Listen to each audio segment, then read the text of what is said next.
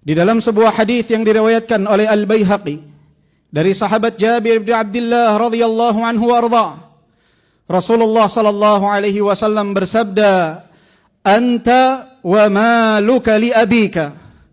Engkau dan hartamu adalah milik ayahmu. Hadis ini ya ibadallah, terdapat kisah di belakangnya, yang mana telah datang seorang pemuda kepada Rasulullah sallallahu alaihi wasallam. Kemudian dia berkata kepada Rasulullah, "Ya Rasulullah, inna abi akhadha mali." Wahai Rasulullah, sesungguhnya ayahku telah mengambil hartaku. Maka Rasulullah sallallahu alaihi wasallam ingin bertabayyun. Sallallahu alaihi wasallam mengatakan, "Idhhab fa'tini bi abika." Pergilah, datangkanlah ayahmu ke hadapanku. Ketika pemuda itu pergi memanggil ayahnya, turunlah malaikat Jibril. Kemudian mengatakan kepada Nabi sallallahu alaihi wasallam, "Innallaha yuqri'ukas salam." Sesungguhnya Allah Subhanahu wa taala mengucapkan salam kepadamu. Kemudian mengatakan, "Idza ja'aka syekh fasalhu an syai'in qalahu fi nafsihi ma sami'athu udhuna." Jika datang ayah dari pemuda tersebut, maka tanyakanlah kepadanya tentang sesuatu yang telah diucapkan di dalam hatinya namun tidak pernah terdengar oleh kedua telinganya. Maka ketika pemuda tersebut datang bersama ayahnya, Rasulullah sallallahu alaihi wasallam pun menanyakan hal tersebut.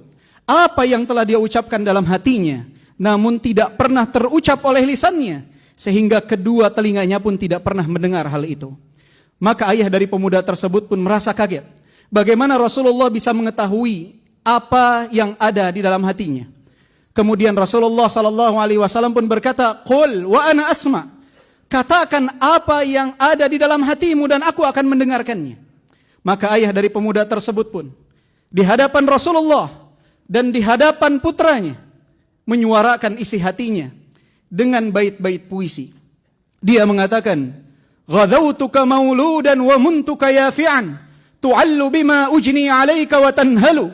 Idza lailatun daqatka bis-suqmi lam abid, li suqmika illa sahiran atamalmalu. Ka'anni anal matruqu dunaka billadhi turiqta bihi duni fa'ainaya tahmulu. Takhafur rada nafsi 'alaika wa innaha la ta'lamu anna al-mauta waqtun muajjalu."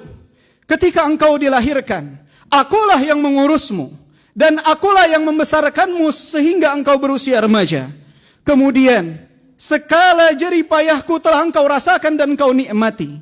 Bahkan di saat waktu malam engkau sakit, aku khawatir atas keselamatanmu, seakan-akan akulah yang sakit. Aku tidak dapat tidur, berlinang kedua air mataku. Aku membayangkan khawatir ajal menjemputmu. Padahal jiwa ini tahu bahwa ajal tidak mungkin datang kecuali jika tiba waktunya. Falamma balagta sinna wal ghayata allati ilaiha madama fika kuntu uammilu, ja'alta jazai ghilzatan wa fadadatan ka'annaka antal mun'imul mutafaddilu. Falaitaka idh lam tar'a haqqa ubuwati fa'alta kamal jarul mujawiru yaf'alu.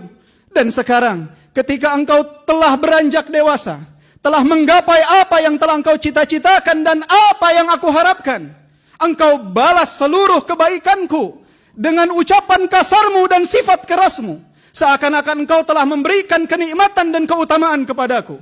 Andai saja engkau tidak dapat memperlakukanku, memberikan hakku sebagai seorang ayah, maka perlakukanlah aku sebagaimana seorang tetangga memperlakukan tetangganya.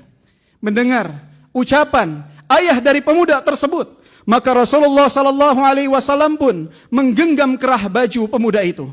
Kemudian mengatakan, "Anta wa maluka li abika." Engkau dan hartamu adalah milik ayahmu. Ayah ya ibadallah, yang begitu istimewa tersebut sering sekali dizalimi oleh anak-anaknya. Berapa banyak anak yang tidak memiliki adab kepada ayahnya. Berapa banyak anak yang selalu meninggikan suara di hadapan ayahnya. Berapa banyak anak yang selalu mengacuhkan ayahnya. Ketika mereka mendengar hadis Rasulullah sallallahu alaihi wasallam, "Ummuka, thumma ummuka, thumma ummuka, thumma abuka." Ibumu, ibumu, ibumu, baru kemudian ayahmu. Banyak dari kaum muslimin yang menganggap bahwa hal tersebut menggambarkan tidak istimewanya seorang ayah. Keliru ya ibadallah. Ayah kita adalah sosok-sosok yang sangat luar biasa pengorbanannya dalam kehidupan kita.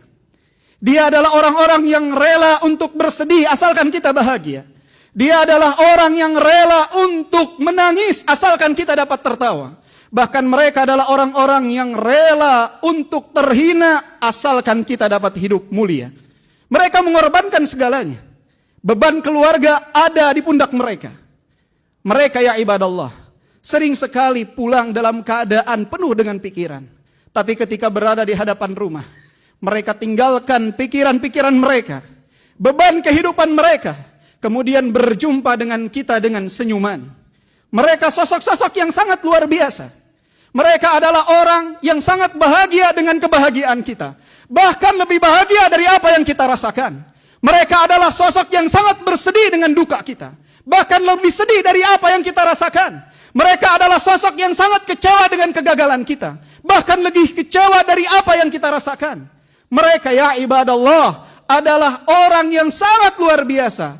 Gunung besar yang ada di rumah kita yang menjaga kita dan keluarga kita dari mara bahaya. Maka siapa di antara antum yang Allah subhanahu wa ta'ala masih berikan nikmat ayah yang hidup di tengah-tengah antum, muliakanlah mereka ya ibadallah. Pijitlah kakinya dengan pijitan yang halus. Karena kaki tersebut telah lelah melangkah di dunia ini untuk memenuhi kebutuhan antum.